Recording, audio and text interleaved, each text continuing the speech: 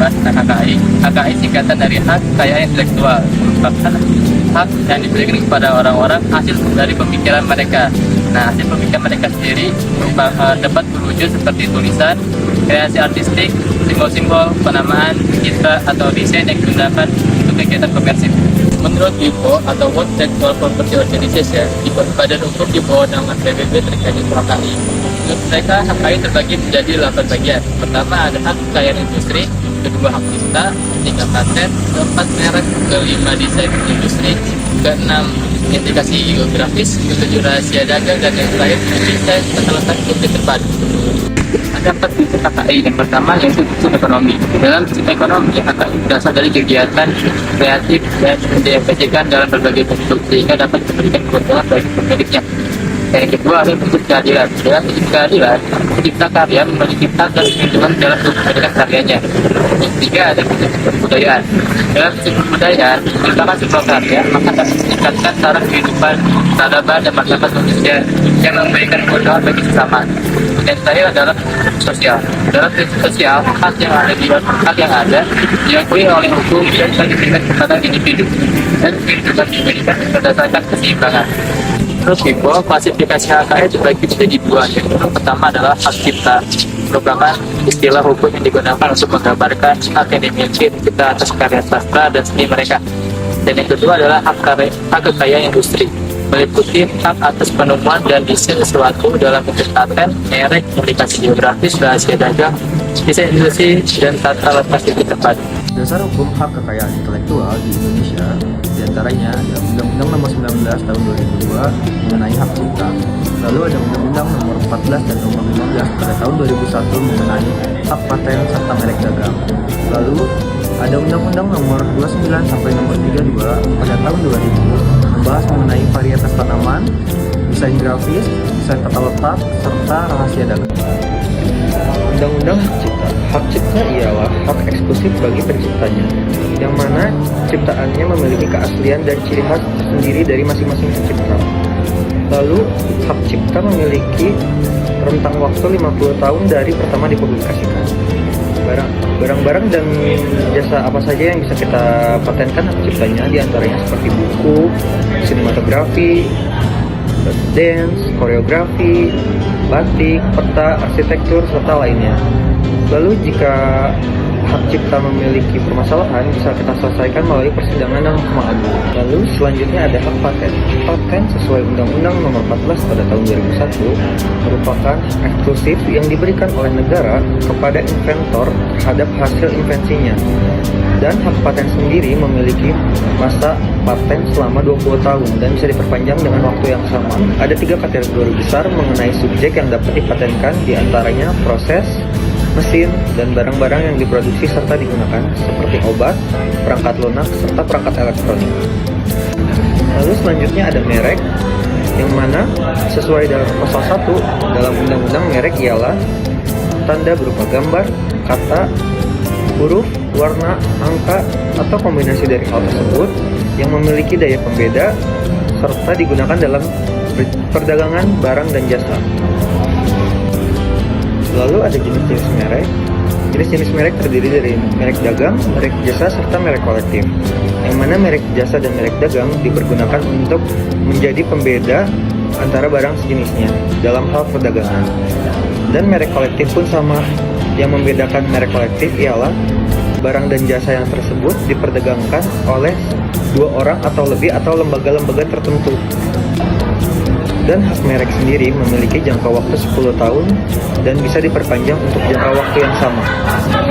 Selanjutnya ada perlindungan varietas tanaman.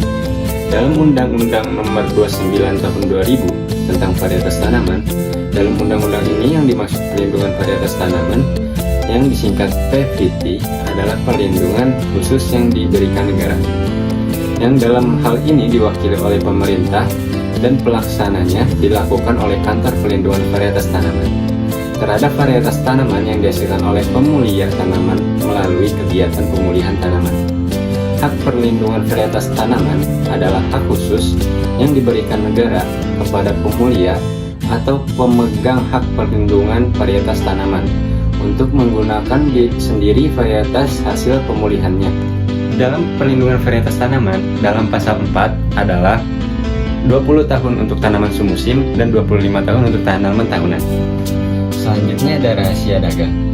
Pasal 1 dalam undang-undang ini yang dimaksud dengan rahasia dagang adalah informasi yang tidak diketahui oleh umum di bidang teknologi atau bisnis.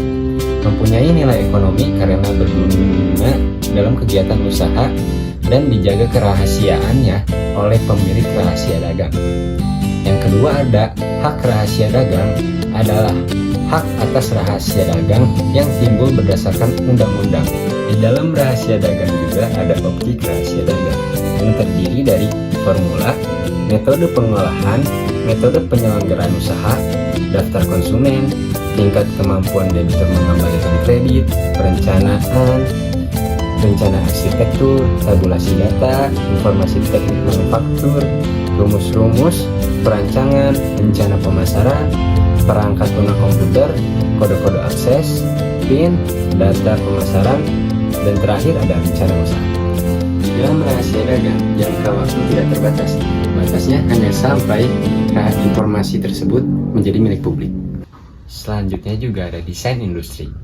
Pasal 1 dalam undang-undang ini yang dimaksud dengan desain industri adalah suatu kreasi tentang bentuk, konfigurasi, atau komposisi garis atau warna, atau garis dan warna, atau gabungan daripadanya yang berbentuk 3 dimensi atau 2 dimensi, yang memberikan kesan estetis dan dapat diwujudkan dalam pola 3 dimensi atau 2 dimensi, serta dapat dipakai untuk menghasilkan suatu produk, barang, komoditas industri, atau kerajinan tangan. Pendesain adalah seorang atau beberapa orang yang menghasilkan desain industri. Terus ada permohonan adalah permintaan pendaftaran desain industri yang diajukan kepada Direktorat Jenderal. Jangka waktu dalam desain industri 10 tahun sejak diberikannya tanggal penerimaan dan tercatat dalam daftar umum desain industri. Selanjutnya ada desain tata letak sirkuit terpadu.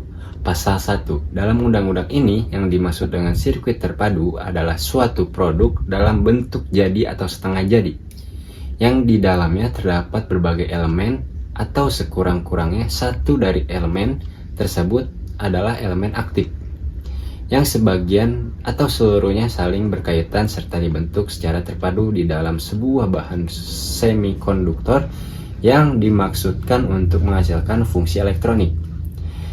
Desain tata letak adalah kreasi berupa rancangan peletakan 3 dimensi dari berbagai elemen.